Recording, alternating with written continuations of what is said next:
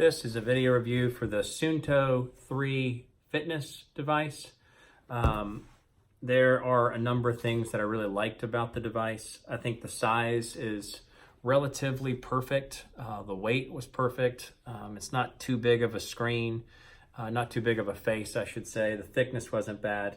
And there were a number of things that obviously very easily interchangeable bands was great.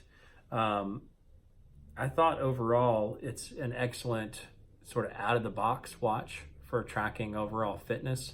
One of the things that's really impressive is that Suunto put their highest heart rate tracking sensor on the back, and they actually activate for the statistics all of their best power training, sort of the measures of how good a workout was, whether it's the training effort or the post-oxygen consumption after a workout, which is what all the high ends, what the Garmin more expensive watches do, all for a much lower price point.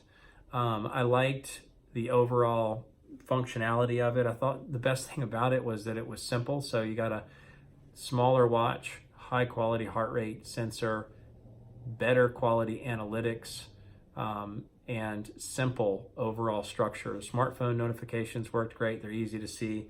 The backlight was okay. Backlight, I think they had some updates, or the first renditions weren't great, but the backlight for me was functionally just fine. One of the things that was a minor thing that I really liked about it was that you could specifically look at the backlight.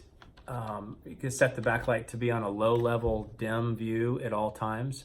So you could see exactly, what's going on without having to lift the watch, without having to illuminate the brighter backlight. One of the things that was sort of unique, sort of nuances about it that I thought were great additions that I wish every company did. When you set it down, you're not wearing it, the screen turns off, so it's better power saving. It had a unique thing that only Garmin I've seen has. It's called resources. So if you have had a really active day, your overall body resources are lower, so it gives you sort of a percentage. And one of the other things unique is it does high quality sleep tracking. So the depth of sleep, the quality of sleep. There was a lot of reviews written about the fact that it was the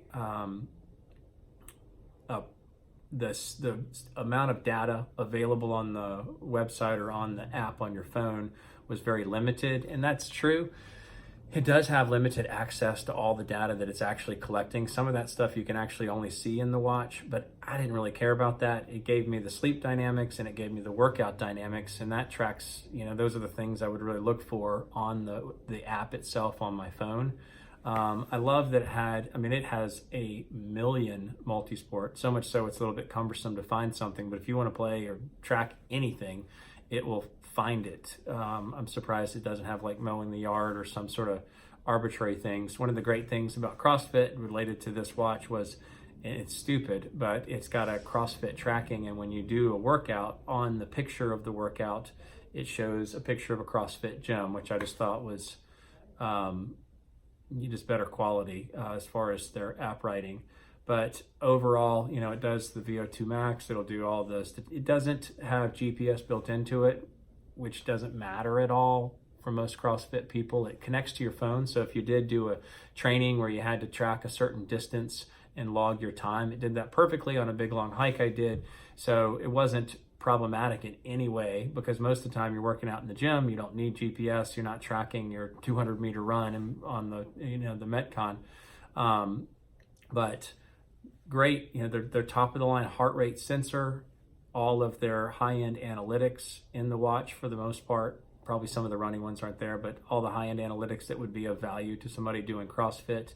Some little tiny details that were great, like the backlight, the power save, and the resources, the tracks, how your overall body battery, Garmin's term, and the sleep diagnostics were fantastic. So for the price point, I don't think there's anything better. It can connect to the Bluetooth sensor, so you could connect it to a chest strap and get even all the higher end things. So if you wanted the deep dive data, it wouldn't have that on the app, but most of the times you're just tracking the quality of a workout as related to the training effort.